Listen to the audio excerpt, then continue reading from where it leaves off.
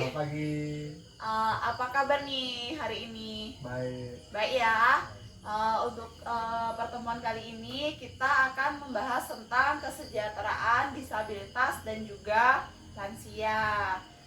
Sebelum kita mulai materinya, kita mulai dengan doa dulu ya. Menurut kepercayaan dan agamanya masing-masing, berdoa saya persilakan.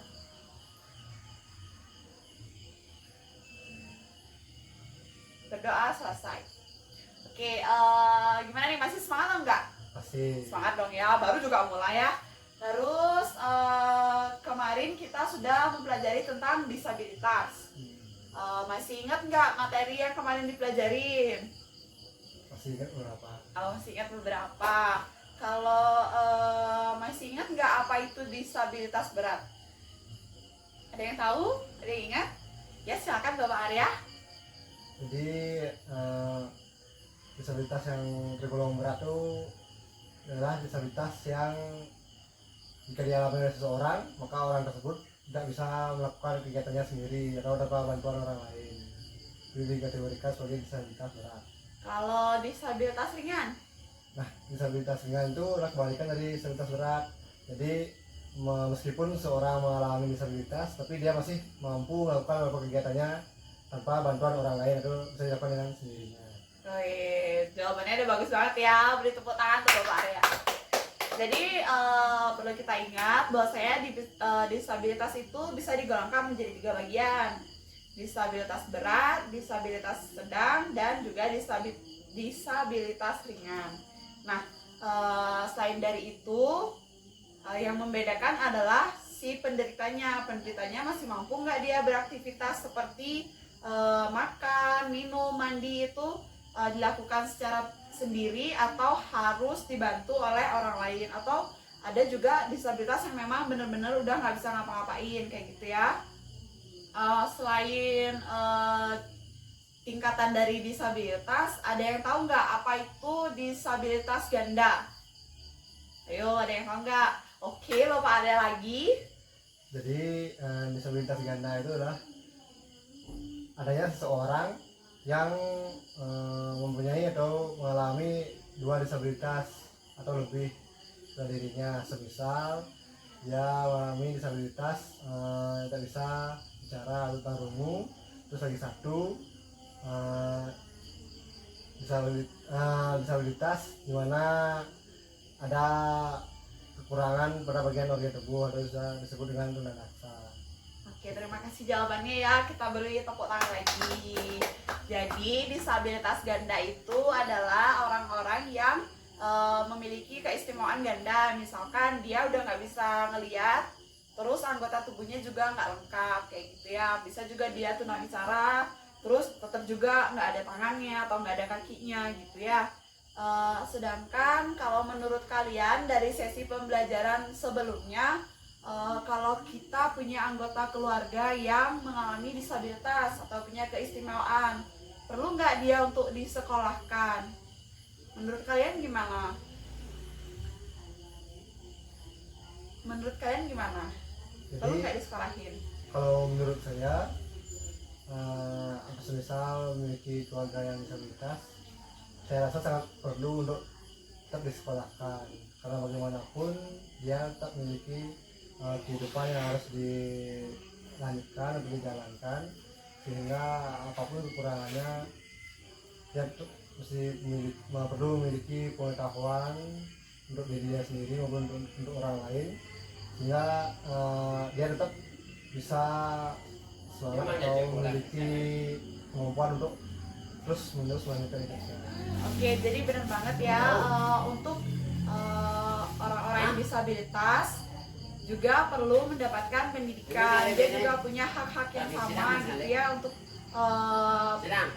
bersosialisasi dengan orang-orang. Terus jangan juga kalau punya keluarga disabilitas tuh disembunyi-sembunyiin gitu ya. Misalkan nggak pernah diajak kemana-mana, itu kan justru akan membuat mental mereka menjadi terganggu.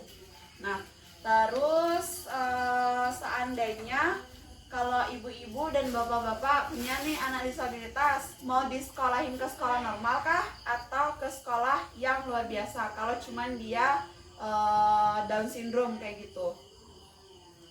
Ada yang tahu? Enggak ya?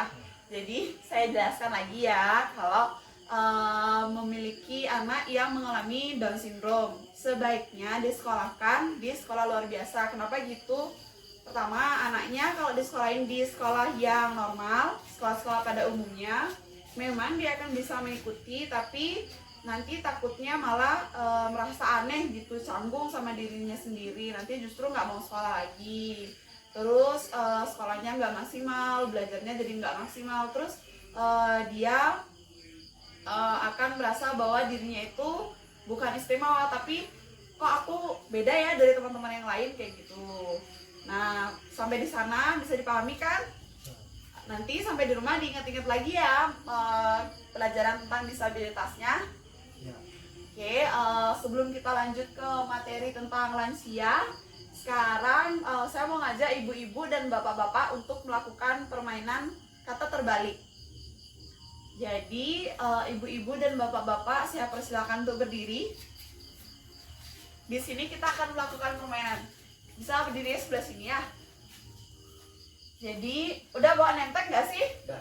Udah bawa nemtek ya semuanya? Oke, makasih ya. Nanti nemteknya itu kita pakai di permainan selanjutnya. Jadi sekarang kalian akan mengikuti apapun yang saya katakan. Nah, misalkan kan udah familiar nih sama lagu kepala, pundak, lutut, dan kaki. Jadi kita akan memainkan permainan kata terbalik. Bapaknya nervous banget deh. Jadi permainannya itu, kalau saya bilang kepala, kalian pegang kepala. Kalau saya bilang pundak, kalian pegang pundak. Terus kalau saya bilang lutut, pegang lutut. Kalau saya bilang kaki, yang dipegang kaki. Tapi nanti kalau seumpama saya rubah jadi kepala, pundak, lutut, kaki, terus pundak, terus yang dipegang kepala, berarti udah nggak, konsepnya udah nggak bagus. Bisa dipahami? Bisa. Oke, kita mulai ya. Percobaan yang pertama. Nyanyi sama-sama ya. Ya. Oke, kita mulai 1, 2, 3. Kepala, pundak, lutut, kaki, lutut, kaki. Kepala, pundak, lutut, kaki, lutut, kaki. Lutut, kaki. Kaki. Oke, bagus. Jadi konsentrasi harus bagus banget ya. Aduh, ya ampun. Kita ulang lagi ya. Ya. 1, 2, 3. Kepala, pundak, lutut, kaki, lutut, kaki. Kepala, Bapak, kepala. Jadi udah mulai nih ya, kita konsen. Oke, kita main 2 kali lagi deh. Kita mulai ya, 1, 2, 3. Kepala, pundak, lutut, kaki, lutut, kaki. Kepala, pundak, lutut. Oke, udah konsen nih. Yang terakhir ya, harus konsen. Jadi kita mulai 1, 2, 3. Kepala, pundak, lutut, kaki. Kepala, pundak, lutut, kaki, lutut, kaki. Kepala. Oke, udah cukup ya breakingnya ya. Bisa kita mulai lagi, silahkan duduk. Ya, atas ini. Oke, jadi sekarang kita akan melanjutkan ke materi tentang kesejahteraan lansia. Di sini kan kalau di PKH yang salah satu komponennya itu adalah lansia. Jadi saya harap ibu-ibu dan bapak-bapak mengetahui apa itu lansia gitu ya. Sedikit saya sampaikan bahwa lansia itu adalah menurut Organisasi Kesehatan Dunia atau World Health Organization atau yang biasa kita kenal dengan WHO, batasan terhadap lanjut usia dalam 4 golongan, yaitu ada usia pertengahan, lanjut usia tua, dan lansia yang sangat tua. Nah, materi ini nanti akan dibahas oleh teman saya yang lainnya. Nah, saya cuma memberikan gambaran bahwa lansia itu terdiri dari 4 golongan. Kalau ibu-ibu dan bapak-bapak biasanya tahu lansia itu dari umur berapa? Kalau udah di atas 50, biasanya lansia. Kalau di atas 50 udah lansia gitu ya. Udah mulai tua. Oke. Jadi kalau di PKH itu diinget ya, yang termasuk dalam komponen lansia itu umurnya sudah di atas 70 tahun kalau menjadi komponen PKH. Nah itu hubungan keluarganya harus sebagai orang tua. Kalau famili lain itu tidak termasuk dalam komponen PKH ya. Sampai di sini materinya bisa dimengerti. Diingat ya untuk pelajaran disabilitas. Diingat lagi untuk dibelajarin di rumah. Terus nanti kita akan melanjutkan pelajaran tentang kesejahteraan dari lansia. Oke, sampai di sana bisa dipahami? Ada yang mau ditanyakan lagi? Tidak. Cukup ya? Oke, pertemuan kali ini saya akhiri dengan doa. Menurut kepercayaan dan agamanya masing-masing, berdoa saya persilahkan. Berdoa selesai. Selamat pagi.